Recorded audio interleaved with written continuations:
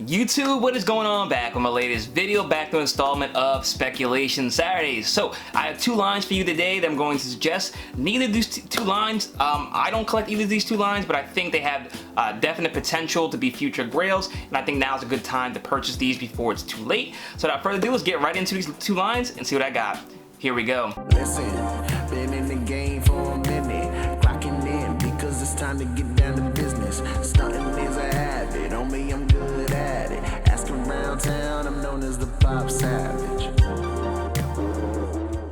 Alright guys, before we get into this video, please smash that like button down below. Let me know you guys are enjoying these videos, and as always, if you're new to this channel, welcome. Hit subscribe button down below as well. Based on my YouTube analytics, it says about 50% of you guys are not subscribed, so if you don't mind, hit the subscribe button. It definitely helps out with this channel. So if this is your first time tuning in, what I like to try to do every Saturday is I like to talk about the financial side of Funko, you know, different topics, and also Funko Pops I think will go up in value over time. So like I said, the two lines I'm going to suggest for you guys today, neither of these two lines I collect. I'm not entirely familiar with them, but I can recognize a good opportunity when I see it, and definitely both of these have potential and a couple good things going for them that I think will make these into future grails and definitely go up in value. But before we get into that, I just want to talk about something I saw on Funko's Twitter account this week.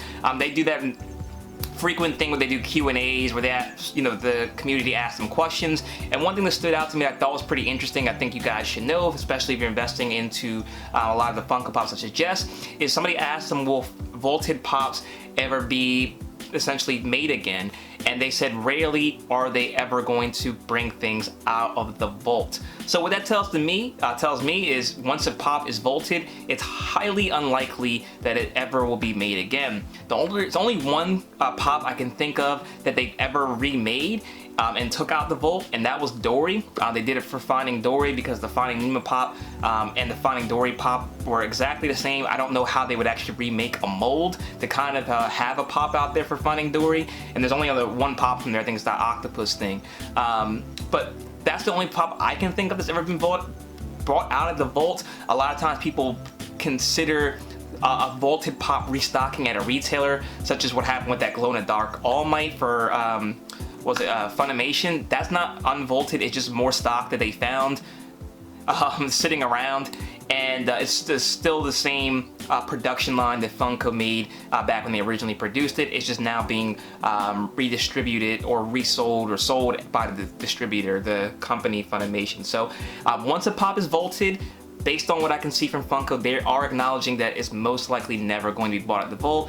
They said unlikely, so just say if they ever decide to change their mind, you know, it gives them an out, but I haven't seen any instances of this being the case. So if you're buying vaulted pops, I think it's pretty safe. So with that being said, I'm going to talk about the first line that I think is a good one to pick up, and that is FLCL Fully Coolly, I think it's called. So like I said, I'm not familiar with this property at all. I know it's an anime and a lot of people do enjoy and like this property. Now there's 4 pops total in this set, so it's up to you which one you want to pick. 2 are actually vaulted right now, and I'm probably going to butcher the names, but I'm going to tell you guys anyways. It looks like it's Haruko and Mamimi. So I'm gonna put the picture right there so you guys can see it. But like I said, there's only 4 of them total. The other 2 pops are not vaulted yet, but I would strongly think that they're going to be officially vaulted soon, because these were other 2 pops were just recently vaulted from what I can see here. So I've heard a lot of people mention this line as one that they enjoy, the show that they enjoy. And it's definitely a pop line I think you should pick up. Now, the most expensive pop is Canty, whatever his name is, the robot TV looking thing, and he's only 20 bucks. If you guys are familiar with vaulted anime pops, they always seem to have a lot of potential. You know, the most expensive pop that's in a line that's vaulted at 20 bucks seems extremely low to me. So I think you have a strong buy-in at a low price point. What I like to try to focus on when I make these segments and give suggestions to you guys is I like to focus on downside risk. I don't want to suggest a pop to you that's 500 bucks because the downside risk, say people don't like Funko Pops anymore, is very, very big. If it gets cut in half, you lose $250 in value. Whereas a pop like Conti, the downside of risk, if it gets cut in half value, is only 10 bucks, and the upside of risk is way more than that. So I think this line is definitely one, if you're an anime fan or a fan of the show, that is a you know, almost a must-have, must purchase right now, because they're vaulted. They're gonna start going up more. The two that are vaulted are going for $10 and $9, so you can't really lose too much. There's going to be a lot of people that are going to start getting these pops in their collection, and the supply is going to start running thin. I don't see this line anymore in stores, so I think the supply is already limited to what is online and not in stores. So if you see these out there in the wild, I definitely pick them up. And if you're a fan of the show, I definitely would pick up what's available in stock right now before it's too late, because I think these are going to be future grails. Alright guys, and the other line I want to talk about, again, is not one I collect, but a lot of you guys have made this suggestion, so I want to give credit to you, the community, for this one. This doesn't come from me, it comes from you guys. I really always appreciate you guys give suggestions. It helps make this content, and I definitely agree that you guys are on to something, and that line is Borderlands. So Borderlands is a video game, and they are actually making a movie into this, so I think it's going to become more mainstream. I'm not a huge gamer myself. I'll play, you know, Madden, 2K, Kingdom Hearts, and, you know, some other things, Pokemon or whatever, but Borderlands being a movie, I think it's going to make it more mainstream. That's not just going to be stuck to gamers knowing some of who these characters are. So from what I can see, the majority of these pops are vaulted. Now, there's a lot more to choose from than the Fully Cooley line. I think it's 25 pops total, or no, about 20 pops total. There's a couple other like keychains and stuff. But I don't think you can go really wrong. I'm not a huge fan, so I can't suggest to you guys what the most popular character is, but I can tell you, like, the Butt Stallion, I remember that one, the like unicorn looking thing, that was a New York Comic Con exclusive. I think I remember that selling out pretty fast, not like instantly, but it wasn't sitting around going on sale for a while, and it's only sitting about 35 bucks. If that becomes a character that's in the movie, definitely can see that being popular.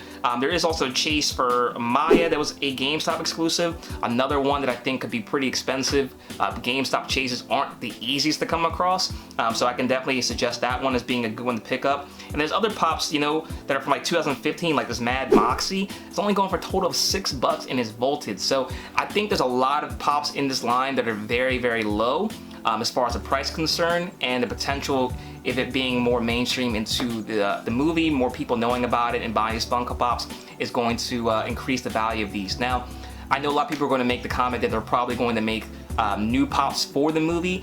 I'm still of the mindset that the original pops, the first character that they make, will always be the more desirable one, especially long term. If the Funko collecting hobby continues the way I believe it will, I think the first iteration of a character is going to matter much more as more collectors get into the hobby. So I definitely would pick these ones up as quick as you can. There isn't really any expensive ones. I do remember Zero is expensive, 39 bucks, so not entirely expensive. I remember Handsome Jack is 26, and then Tiny Tina, who's the most expensive one, is $95. So with her sitting at $95, that definitely kind of proves proof of concept that Borderlands has potential to be a more expensive pop depending on the character. So I definitely would pick up some of these pops like Mad Moxie, the Chase that I told you, and also that Comic-Con exclusive.